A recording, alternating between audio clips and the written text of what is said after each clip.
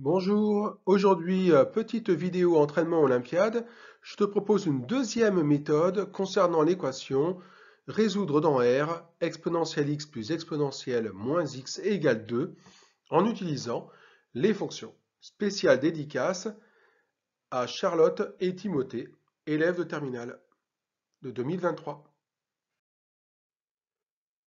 Considérons la fonction f définie sur R par f de x égale exponentielle x plus exponentielle moins x. L'objectif de l'exercice est donc de résoudre l'équation f de x est égal à 2. Commençons par tracer une représentation graphique de cette fonction à l'aide de la calculatrice. Rentrons l'expression de la fonction f, exponentielle x plus exponentielle moins x. Et voilà le graphique proposé.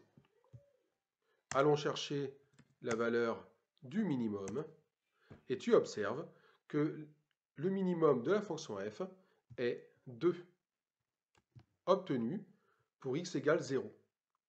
Et c'est le seul moment où on peut obtenir cette valeur 2. Regarde, je me déplace avec la flèche sur la calculatrice, j'ai beau me déplacer vers la droite, il n'y a pas d'autre valeur minimale.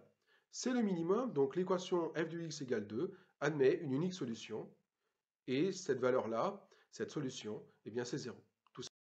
Comment montrer que le minimum de la fonction f est 2 et qu'il est atteint pour x égale 0? Tout simplement en réalisant le tableau de variation de la fonction f.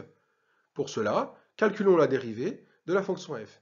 f' de x est égal à exponentielle x moins exponentielle moins x, puisque la dérivée de la fonction exponentielle est elle-même, et la dérivée de la fonction qui est x associe exponentielle moins x est moins exponentielle moins x.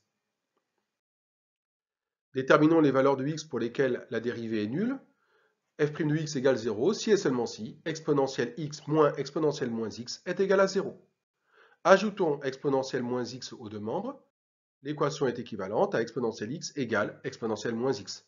Or, deux exponentielles sont égales si et seulement si les antécédents étaient déjà égaux. Ce qui signifie que l'équation est équivalente à x égale moins x. Ajoutons x aux deux membres, on obtient que l'équation est équivalente à 2x égale 0.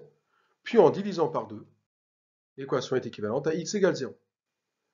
Procédons de la même façon afin de déterminer le signe de la dérivée, c'est-à-dire f' de x strictement plus grand que 0, par exemple, ou strictement inférieur à 0. Je te propose ici de chercher les valeurs de x pour lesquelles la dérivée est strictement positive. La dérivée est strictement positive si et seulement si exponentielle x moins exponentielle moins x est strictement positif. Ajoutons exponentielle moins x aux deux membres, ce qui ne change pas l'ordre. On obtient une équation équivalente à exponentielle x strictement supérieure à exponentielle moins x. Or, deux exponentielles sont rangées dans cet ordre-là si et seulement si les antécédents sont rangés dans le même ordre. Et donc, l'équation est équivalente à x strictement supérieur à moins x. Ajoutons x aux deux membres. L'équation est équivalente à 2x strictement supérieur à 0, puis divisons par 2 chacun des deux membres, 2 étant un nombre strictement positif, cela ne change pas l'ordre. On obtient que l'équation est équivalente à x strictement supérieur à 0. On en déduit alors le tableau de signes de la dérivée. La dérivée s'annule en 0, elle est strictement positive sur l'intervalle 0 plus l'infini, et a fortiori, elle est strictement négative sur l'intervalle moins l'infini 0.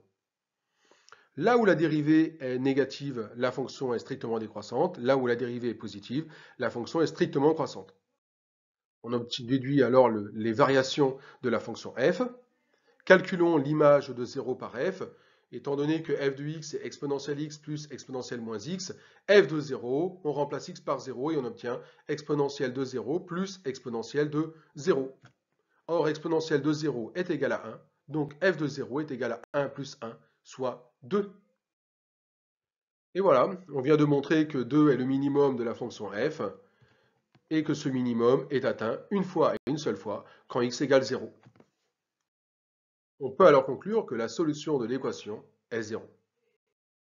À bientôt pour une nouvelle vidéo.